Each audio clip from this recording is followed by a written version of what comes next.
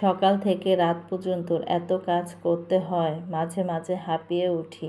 কি করব, কিছু করার নেই। মেয়ে হয়ে জন্মিয়েছি, মা হয়েছি, বউ হয়েছি, কাজ তো করা লাগবেই। আসসালামু আলাইকুম এভরিওয়ান, আপনারা সবাই কেমন আছেন? আশা করি ভালো আছেন। আমিও আল্লাহর অশেষ রহমতে ভালো আছি। কাছে বা দূরের দেশ এবং দেশের বাইরে যে যেখান থেকে আমার ভিডিওটা দেখছেন, আপনাদেরকে অসংখ্য ধন্যবাদ। এই তো সকাল থেকে নতুন একটা ভিডিও শুরু করে দিলাম, কারণ প্রতিদিনের রুটিন তো মানতেই হবে। সকাল থেকে রাত পর্যন্ত কাজ যেহেতু আমাদের সম্পূর্ণ করতে হয়, তাই সকাল থেকে ভোর থেকে যদি আমরা কাজটা শুরু করি তাহলে দেখা যায় যে অনেক কাজই তাড়াতাড়ি হয়ে যায়। তাই দেখেন প্রতিদিনের যে রুটিনটা, সকালবেলা সবাইকে নাস্তা খাইয়ে দিয়ে এখন যে যার মতো চলে গিয়েছে। ছেলে গিয়েছে কোচিংয়ে, কোচিং থেকে স্কুলে যাবে, সেখানেও কিন্তু আমি টিফিনটা ছেলে দিয়ে দিয়েছি, কারণ দুপুরে যেতে পারি না। অতএব আমি সব রান্না বান্না শেষ করে একটু সেলাই কাজ করি যেহেতু, এই কারণে প্রায় সময় সপ্তাহে 1 দিন বা 2 দিন আমি যেয়ে থাকি স্কুলে, আর এমনি বাসা থেকে টিফিন দিয়ে দিই, তা সেটাই ও খেয়ে নেয়। আর আদনানের বাবা সকালবেলা নাস্তা করে দুপুরে খাবার আমি দিয়ে দিই, তা সেখানেও আর কোনো টেনশন থাকে না। সকালবেলা এই ঝামেলাগুলো আমার পোহাতে হয়। আর দেখেন ওরা তো দুজনে চলে গিয়েছে, আর এখন আমার বেডরুমটা কিন্তু খুব সুন্দর করে গুছিয়ে নিয়েছিলাম। 2টা বেডরুম, একটা ডাইনিং রুম, তা দুটোটাই কিন্তু আমি গুছিয়ে নিয়েছি খুব সুন্দর করে। পাশের রুমটা বেশি দেখানো হয় না, কারণ ওই ঘরে বাতি একটু লাইটটা কম, এই কারণে বেশি একটা দেখানো হয় না। তা আমি যে রুমটায় আমি থাকি সেই রুমটাই কিন্তু আমি আপনাদের সাথে শেয়ার করে থাকি বেশি, আর ডাইনিং রুমটা। আর এখানে দেখেন আমার কিন্তু ঘর এমনি গোছানো হয়ে গিয়েছে। এখন আমি ঘরগুলো সম্পূর্ণ ফ্ল্যাটটা ঝাড়ু দিয়ে তারপর আমি মুছে নেব। আর আমি সপ্তাহে চেষ্টা করি 2 দিন সাবান পানি দিয়ে ঘরটা মোছার জন্য। আর এটা যেহেতু আমি বৃহস্পতিবার করছি, তাই বৃহস্পতিবার সকালবেলা কিন্তু আমি খাটের নিচ থেকে ডাইনিং টেবিলে, তারপর আমার খাটের নিচ, পাশের রুমের খাটের নিচ, সবগুলো খাটের নিচে কিন্তু আমি সুন্দর করে আগে ঝাড়ু দিয়ে নিয়েছি। কারণ এখন আপনাদের সাথে দেখাচ্ছিলাম যে সামনে দিয়ে ঝাড়ুগুলো দিচ্ছি, কিন্তু না, সবগুলোই কিন্তু খুব সুন্দর করে পরিষ্কার করতে হয়। আর পরিষ্কার পরিচ্ছন্ন থাকলে ভালো লাগে, আর যদি নোংরা থাকে তাহলে কিন্তু ভালো লাগে না।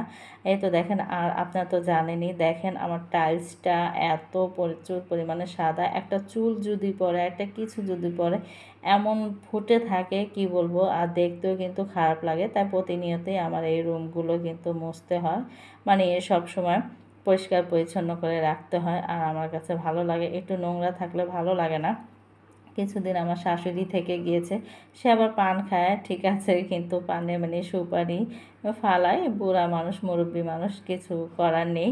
তাই মনে করেন যে এখন তো চলে গিয়েছে 1 সপ্তাহ, এখনও মনে হচ্ছে কি ঝাড়ু দিলে তার সারা ঘরে পান, তারপর সুপারিগুলো পাওয়া যাচ্ছে, এরকম। কিছু করার নেই, মুরব্বী মানুষ ফালাবে, এটা বলে আর লাভ নেই। আমার শাশুড়ি চলে গিয়েছে আজকে 1 সপ্তাহ হয়েছে, বাসাটা খালি খালি লাগে। আর এখানে দেখেন আমি কিন্তু ঘরে সমস্ত কাজ কাম শেষ করে এখন 2 বালতি জামা কাপড় ভিজিয়ে রেখেছি, সেগুলো ধোবো, কারণ বিছনার চাদরও কিন্তু ধুতে হবে। তাই গোসলে ঢোকার আগে এই তো দেখেন আমি এখানে সিয়াসেস আর আমার দেবর গ্রাম থেকে মধু এনেছিল, সেই মধু একসাথে মিশিয়ে তারপরে তো খেয়ে নিলাম। আমি গোসলে চলে যাব, আর গোসল করে কিন্তু অলরেডি আমি বেরিয়ে এসে পড়েছি। আর দেখছি এখানে আম্মা পুঁইশাক নিয়েছে, পুঁইশাক নিয়ে আবার দেখেন কাটা কোটাও শুরু করে দিয়েছে। আমি তো সমস্ত বাসাটা পরিষ্কার করে নিয়েছি, আর এখানে আম্মা সুন্দর করে শাকগুলো কেটে নিয়েছে। আর অতএব কি, আমার আম্মা যেহেতু আমার সাথে থাকে, দেখা যায় আমার রান্না বান্নাটা প্রায় সময় করে ফেলে, তারপর আবার আমিই করি। এখন কতদিন ধরে আমার আম্মা তেমন একটা শরীরটা ভালো না, তা আমাকেই করতে হয় বেশিরভাগ কাজই।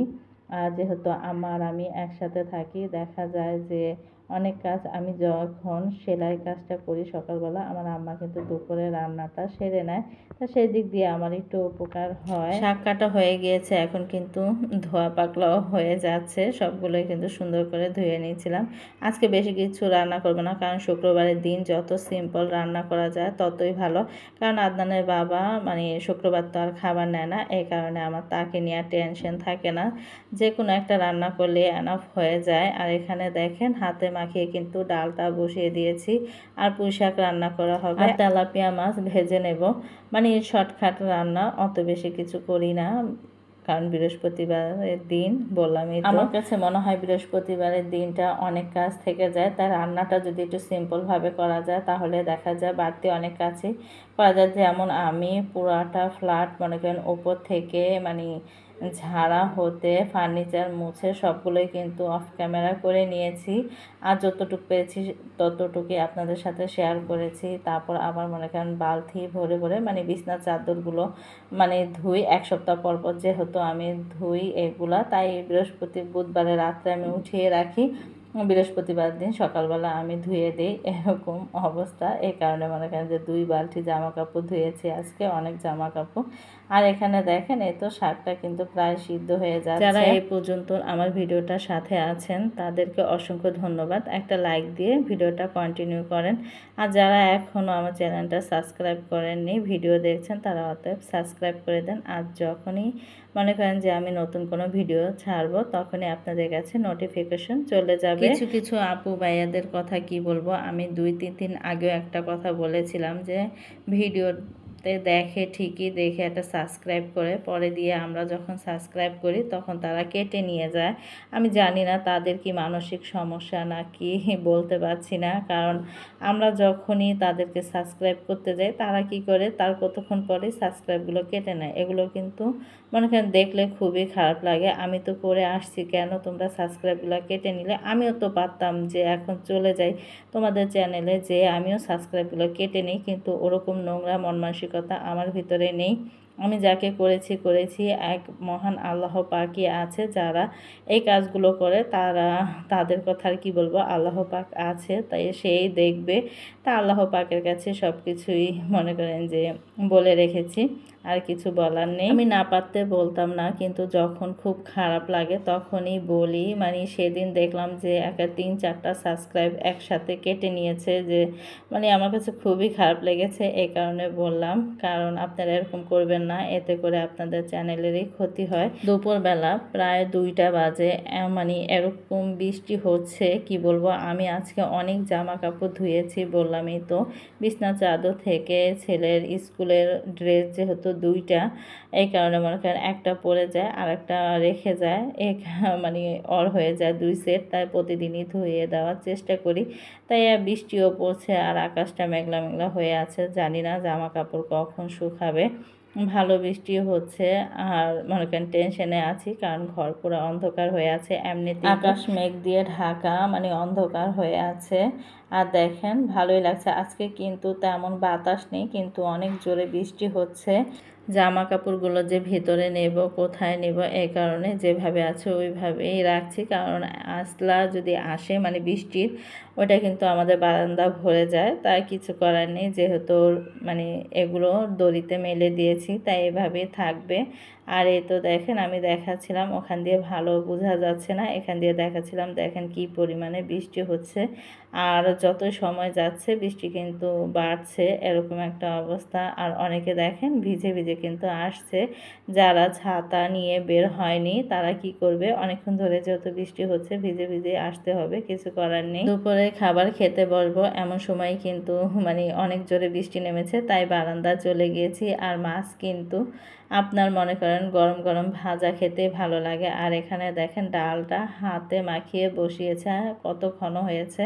আর এরকম ডাল হলে তো আর কোনো কথাই নেই। এখানে আমি প্রায় মানে 1 কাপের মতো ভাত নিয়ে নিয়েছি, কারণ এখন আমি ইদানিং একটু ভাতটা খুবই কম খাচ্ছি, একবেলা খাচ্ছি। আর এখানে পুঁই শাক, মানে এগুলো দিয়ে আজকের খাবার হয়ে যাবে আলহামদুলিল্লাহ। আল্লাহ পাকের শুকরিয়া, কারণ বললামই তো বৃহস্পতিবার আমি তেমন কিছু করিনি, একটু হালকা পাতলা করি সবসময়। বলেছিলাম যে ডিম ভাজবো, কিন্তু দেখি যে না, তেলাপিয়া মাছ আছে, তাই সেটাই ভেজে নিয়েছি। আর তেলাপিয়া মাছটা রান্না করলে আমাদের ঘরে কেউই তেমন পছন্দ করে না, কিন্তু ভাজলে সবাই পছন্দ করে, তাই কিন্তু আমি সবসময় তেলাপিয়া মাছটা ভেজে থাকি। আর বিশেষ করে আমার ছেলের খুবই পছন্দের একটা মাছ তেলাপিয়া। রান্না করলে কেউই খেতে চায় না, এই কারণেই কিন্তু আমি প্রতিনিয়তই ভেজে থাকি আলহামদুলিল্লাহ। আর দেখেন মাথা কে খাবে? ছেলেরা তো আর মাথা খেতে চায় না, আদনানের বাবাও না, আদনানও না। তাই 2টা মাথা ভেজেছি আর একটা লেজ ভেজেছি। লেজটা ছেলে খাবে মানে স্কুল থেকে আসার পর। আর দেখেন 2টা মাথা, আমি একটা মাথা নিয়েছি আর আম্মাকে একটা দিয়েছি। আর 4 টুকরা মাছ রেখে দিয়েছি রাত্রে। আর মাছ ভাজা তো গরম গরমেই ভালো লাগে। তা আদনানের বাবা যখন আসবে মানে রাত্রে যখন আমরা সবাই মিলে খেতে বসবো তখন আবার গরম গরম ভেজে দেব মরিচ ভাজা। এই খাবারটাও কিন্তু আদনানের বাবা অনেক বেশি পছন্দ করে। ভুনার ডাল হলে আর কোনো কথাই নেই, তার যা যা দরকার সবই কিন্তু করে নিয়েছি।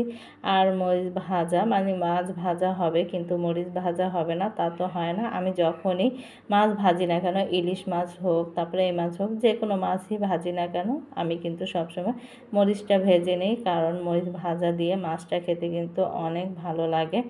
সাথে পুঁই শাক, তা পুঁই শাক আদনানের বাবাও হয়তো খাবে না, আদনানকেও দেব না, কারণ ওদের যেহেতু একটু অ্যালার্জির সমস্যা আছে এই কারণে দেব না।